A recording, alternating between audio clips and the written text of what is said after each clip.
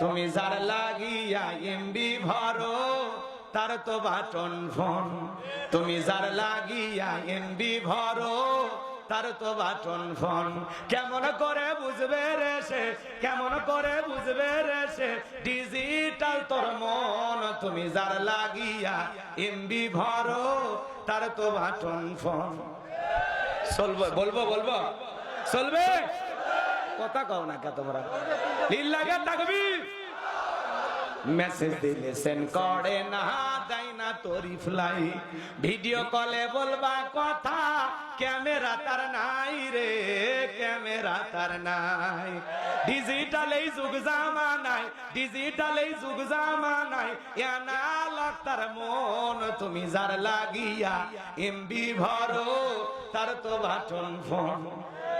প্রেম প্রীতি ভালোবাসা বিয়ের আগে নয়, মনের মধ্যে রাখো তুমি পরকালের ভয় রে, আল্লাহ তাআলার ভয়।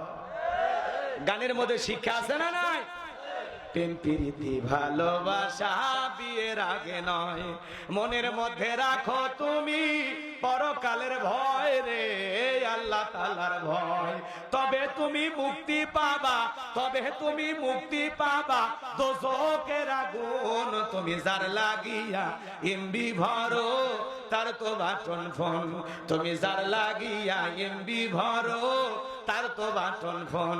কেমন করে বুঝবে রে সে, কেমন করে বুঝবে রে সে ডিজিটাল তোর মন। তুমি যার লাগিয়া এমবি ভরো তার তো বাটন ফোন। মারহাবা বলেন। এই সাবধান, একটা মহিলার কণ্ঠ পেলে তুমি আমি পাগল হয়ে যায়। রাত 3:30টার পরে কুড়িগ্রামের এক মহিলা আমারে ফোন দিয়া বলে, হুজুর আপনি কি সোহেল? আমি তখন বললাম না, আমি সোহেল নামে একটা হুজুর মানুষ। ঢং করো না, রাত চলে গেলে আফসোস করবা। ও কি তাহাজ্জুদ পড়ার জন্য জাগায়া দিল?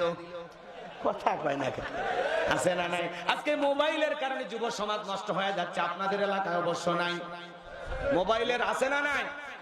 যুবকেরা মোবাইলের কারণে নষ্ট হয়ে যাচ্ছে, মোবাইলের কারণে পাপ বাইরে গেছে, মোবাইলের কারণে ছোট ছোট সন্তানগুলো নষ্ট হয়ে যাচ্ছে। কথা বলেন ঠিক কিনা? তুমি যার লাগিয়া এমবি ভরো তার তো বাটন ফোন। তুমি যার লাগিয়া এমবি ভরো তার তো বাটন ফোন। কেমন করে বুঝবে রে সে, কেমন করে বুঝবে রে সে ডিজিটাল তোর মন। তুমি যার লাগিয়া এমবি ভরো তার তো বাটন ফোন। যুবকেরা সাবধান, কোনো প্রেম প্রীতি চলবে না।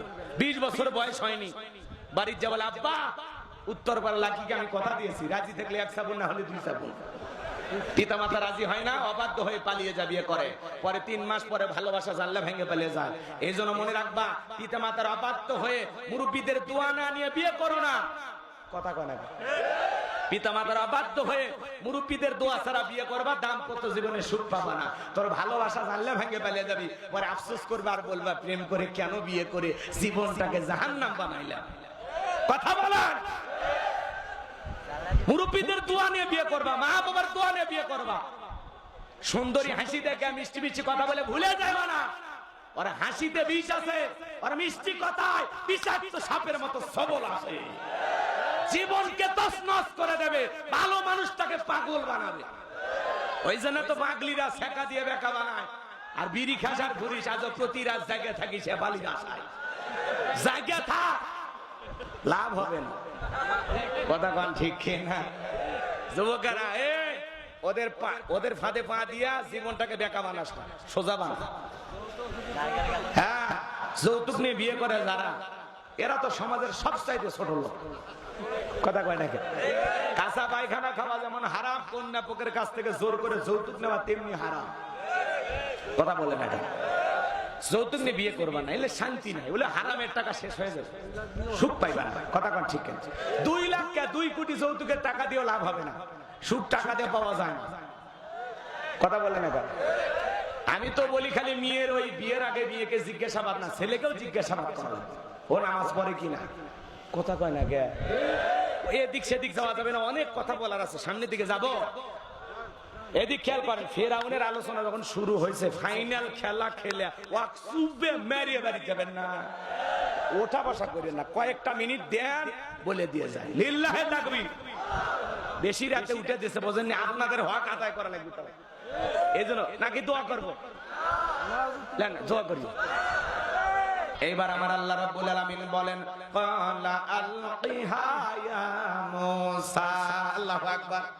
আল্লাহ ডেকে বলে, মুসা রে, তোমার হাতের লাঠিটা নিক্ষেপ করো। ফাআলকাহা ফাইযা হিয়া হাইয়াতুন তাসআ। পয়গম্বর লাঠিটা নিক্ষেপ করা মাত্রই হয়ে গেল বিশাল বড় একটা সাপ। মুসা নবী বলে, বাপ রে বাপ, এই যে জাতের সাপ আমার বংশ করে দিবে সাপ। এই কথা ভেবে আল্লাহর পয়গম্বর ডরে ভয়ে দৌড়াইতে লাগলেন। আমার আল্লাহ তখন বলেন, ক্বালা খুযহা ওয়ালা তাখাফ সানুঈদুহা সিরাতাহাল উলা। আল্লাহু আকবার।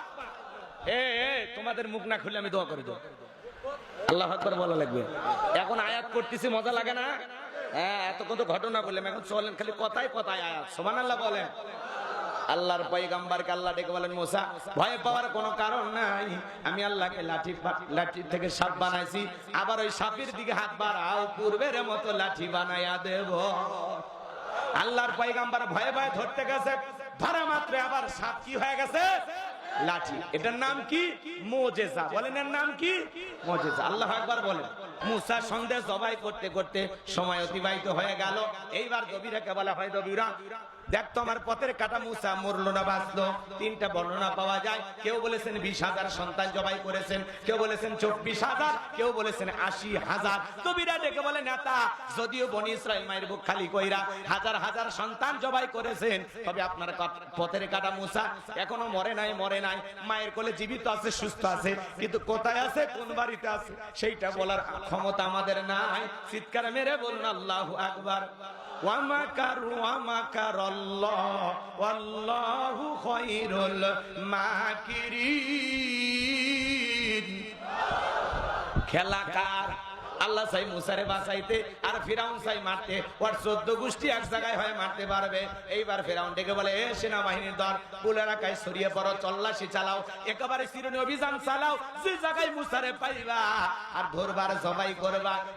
এইবার বাজান গো আমার, ফিরাউনের সেনাবাহিনী চতুর্দিকে ছড়িয়ে পড়লো।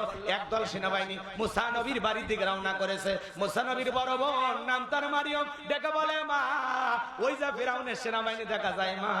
আর বুঝি ভাইকে বাঁচানো গেল না, ভাইকে তুমি কই লুকিয়ে রাখবা? মুসা নবীর মা সন্তানকে এদিক সেদিক দৌড়ায়। কে যেন এলহামের মাধ্যমে আওয়াজ দেয়, বলে, মুসার মা, ওই চুলার ভিতরে তোমার ছেলেটাকে ফেলায় দাও। কথা দিলাম গো, তোমার ছেলেকে আবার তোমার কোলেই ফেরাইয়া দেব।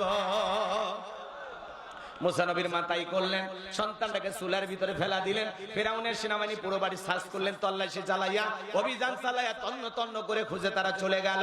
এইবার মুসা নবীর মা চুলার ভিতরে থাকায় দেখে মুসা নবী চুলার ভিতরে পড়ে মুস্কি মুস্কি হাসে।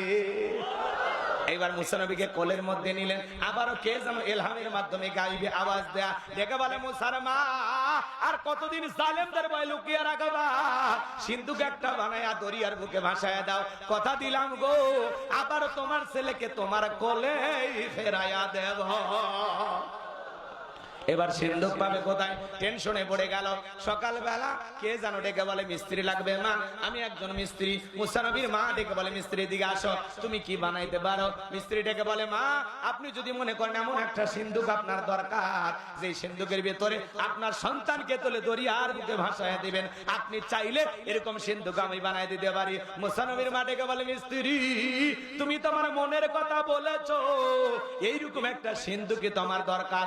এবার মিস্ত্রি বলে, মা, ভিতর থেকে একটু পানি নিয়ে আসেন, যন্ত্রপাতি আছে, ধার দেবার জন্য পানি লাগতে পারে, এবার না হলে চলবে। এইবার মুসা নবীর মা ভিতর থেকে পানি নিয়ে এসে দেখে মিস্ত্রি সুন্দর একটা সিন্ধুক বানাইয়া দাঁড়িয়ে আছে। এবার সিন্ধুকটা হাতের মধ্যে মিস্ত্রি দৌড়ায়, পেছন থেকে ডাইকে বলে, মিস্ত্রি, লোহার পয়সা কিনিবা না, কাঠের পয়সা কিনিবা না, তোমার পারিশ্রমিকের দামটা কিনিবা না। মিস্ত্রি ডেকে বলে, মা, যারা বিপদে পড়ে আমি তাদের উপকার করি, বিনিময়ে টাকা পয়সা গ্রহণ করি না। মুসা নবীর মা ডেকে বলে, মিস্ত্রি, এই বিপদের দিনে লোহার পয়সাও নিলা না, কাঠের পয়সাও নিলা না, তোমার পারিশ্রমিকের দামটাও নিলা না, অন্তত তোমার নামটা বলে যাও, মাঝে মাঝে তোমার কথা মনে গলে আল্লাহর কাছে তোমার জন্য দোয়া করব। মিস্ত্রি ডেকে বলে, মা আমি দুনিয়ার সাধারণ কোনো মিস্ত্রি না, আমি আল্লাহর ফেরেশতা, আমার নাম হলো জিবরাইল।